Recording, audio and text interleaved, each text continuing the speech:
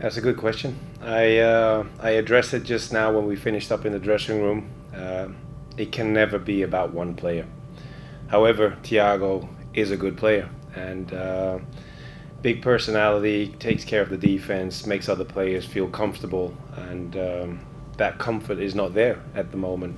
I just mentioned to my guys also, conceding 10 goals in the last 5 games is not us. We've been very consistent in several areas, and one of those areas is also the part without the ball. And today is not specifically about Thiago, I think, because Nico Cavallo was struggling the first half. The player he had against him was better than he was, and he tried his best, but yeah, they punished us for 2 moments in the first half. We made it competitive in the second half, but it wasn't good enough. Sean Sacramento magazine. Coach, the crowd today was very pro your opponent. How do you feel about that? Give a message to the fans as far as coming out. Do you think this may help you later in the season as the games become more important and you play away and probably the crowds are a bit louder again against you? Well, the crowd has been there so far. I heard the Mexican fans a little more today. That is clear. But however, whatever our fans are planning to do for our future games, we support them like they support us. It would be nice to have more in the stadium, that's clear.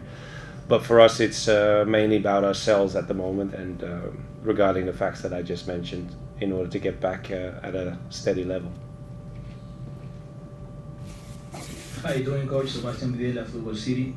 I caught my attention that in your starting lineup, a few of the main guys stay in the bench. When you take that decision, and what's the reason why? Well, that's quite simple. We just came from an away stretch, 4 games, and the last 3 games had to be played in 7 days, and we've been on the road quite a bit. So I also have to take care of my players and make sure that they stay healthy. On the other hand, these guys that came on today, they've been training with the first team over the past 6-7 months and done really well. So I was very confident that they would be able to handle themselves. And I know they can, but the way the game started, that makes it less easy than we predicted. We have a handful of questions on Zoom. We'll go with Head Palacio first. Head.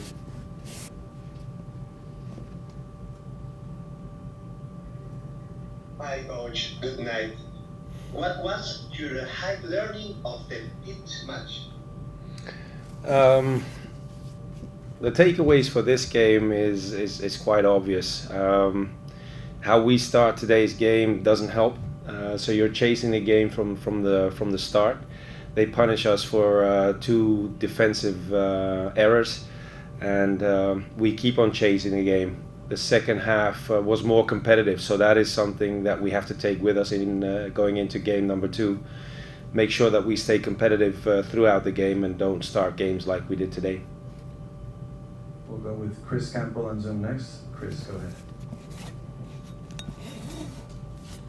Hey, Coach, Chris Campbell from the outfield. In the 86th minute, Max Macarizo won a header and then took a head to the face. What was the explanation in terms of the call that was made there? Thanks. Regarding the fact that he got injured, is that the question?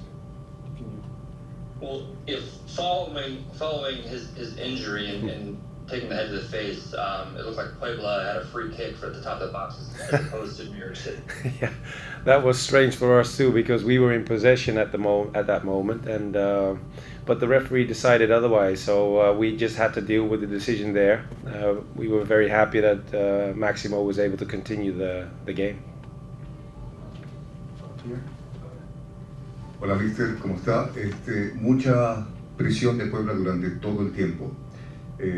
Vi unos muchachos del New York City trabajar con muchas ganas, pero ¿cuál fue el motivo que no lograron desequilibrar esa presión tan alta que tenía Puebla durante todo el partido?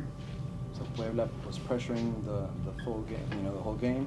You had a lot of players that were giving their full effort, but what was the reason why you weren't able to kind of combat that pressure from Puebla? Well, that depends how you see it, because they were very aggressive as expected. There were moments that we handled the pressure quite well. Today even was also, it was very important to recognize also when to play short and when to play direct, because this opponent plays 1v1 all over the pitch, so our strikers were also in a good opportunity to play 1v1. But when we have the kid up front, Seymour Reed, sometimes it's a little tough for him to play against a good central defender from this team. But we tried to find a good balance in playing short and long, and sometimes we were successful and sometimes we weren't. Go up here. Hey, I'm Andrew from Hudson River Blue again. Nico Fernandez got his first start today, and you kind of threw him right in, even in Dallas in the last game after he kind of had the whirlwind travel that you discussed. When you did kind of the same thing with Aiden O'Neill too when he arrived, what is the sort of process like for a player having to sort of integrate on the fly? Like, what are you looking for, and what is the sort of progression like for those guys that sort of step in and start contributing like right away? And how do you think he looked in the sort of first start that he had today? Yeah, well, he had his moments. Obviously, he almost got that penalty moment, but he looked okay considering where he's coming from. Looking at the bigger picture, you see Nico has played a very intense season in Spain, had about a month off or so, vacation, and then agreed to come to us, and we were very happy with that. But now he's actually in his period, like the majority of the MLS teams are in January, getting ready and getting prepped for the season. So he played just about 40 minutes against Dallas because we had a lot of extra time. It was the plan to cap him for 30 minutes, and today he was capped for 45. So that's how he will make his progress, getting closer to the 90 minutes. But we have to be very careful also because, as you know, in Europe the season is about to start, but he didn't have a proper preseason getting into our game, so we have to manage that. We have one final question over Zoom. Alec, go ahead. Hey, Coach. Alec Kossoff, Fibro Footy. In games where New York does rotate so heavily, can you speak to what you think both Agu Ojeda and Julio Fernandez might need to do to make a bit more of an impact? Yes and no. Agu and Julio have played quite a few minutes so far also in the MLS games. The fact that they are young players still doesn't really count anymore because of course we expect more from them, especially going forward and creating the moments into the box and shooting on frame.